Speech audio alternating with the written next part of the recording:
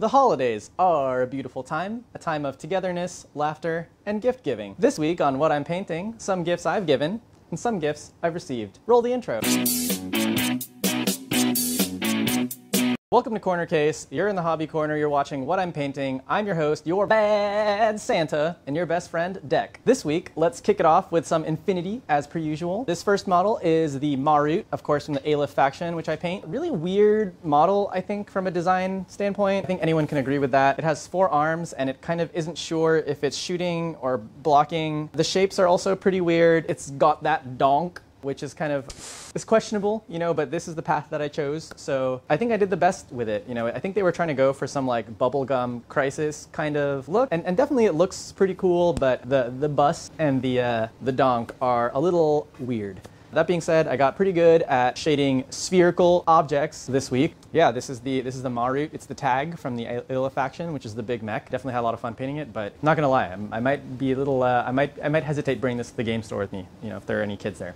This next model, also from Infinity, but not the Aleph faction, just like a non-aligned faction. So this is Octavia Grimm's daughter. It's my understanding that the special edition model came out with the N4 pre-release, but this is just the normal inline general release version. I definitely don't think she's as cool as a special edition, but still, I love the aesthetics here. The white hair, the yellow jacket. Normally I would, again, deviate from the box art colorway, but for all of my Infinity so far, I have not done that because I just think they've done such a cool job with the colorways. I did indulge a little bit. I pushed the saturation of all the colors. So if you look at the box art, really cold yellow and a little desaturated dark purple or red for the pants. And I just pushed those to Joker levels of saturation, like bright, hot orange yellow and purple pinkish magenta pants. And then also I indulged quite a bit in adding flames to the missile launcher there. That's just what I do. I add flames to things. So really cool model. Definitely lit a fire under me, or in my heart rather, for painting again. Real big enjoyment here. So hope you guys enjoy as well. The next 2 models here are actually a gift for a friend. So my buddy Derek gave me these models to paint for him at my request. I requested that I could paint for him because I wanted to paint these, but they were out of faction for me. These are the Nazarova Twins, the Cum Enforcers for the Hack-a-Slam faction, and I just think they look so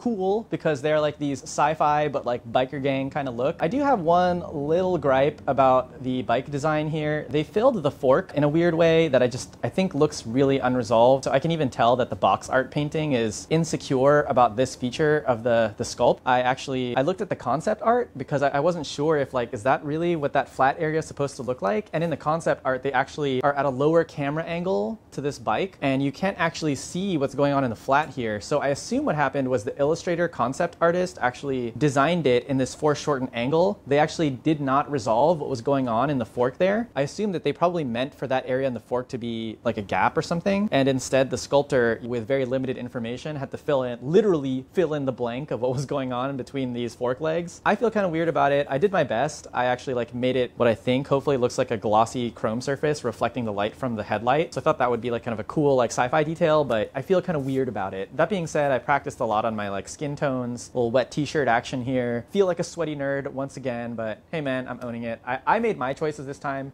Corvus Belli put a butt on a mech, and I put a wet t-shirt on this biker. So that was my bad, not theirs. But yeah, had a lot of fun painting these, and I hope Derek enjoys playing with these in the future. And this last model, you might notice, looks a little different than anything I've shown on the channel before, and that is because this is a gift I have received. I'm very fortunate to have a neighbor who actually plays Warhammer Fantasy and 40K, and he gifted me this metal Cadian shock troop from his army. It's this really cool, you can see turquoise kind of camo pattern. I didn't even realize it was a metal model because at a distance, you know, the sculpt of the Cadian shock troops, like it looks like a contemporary model, but he put it in my hand and was like, oof, looks super heavy. I was not expecting that weight. Really nice base work here. The camo really creative. And if you believe it, he did a whole army in this color scheme. Really awesome. Thank you so much, Chris, if you're watching this. What a great holiday it's been for me to be giving and receiving painted models. I wish the best for all of my audience as well. So that was this week's What I'm Painting.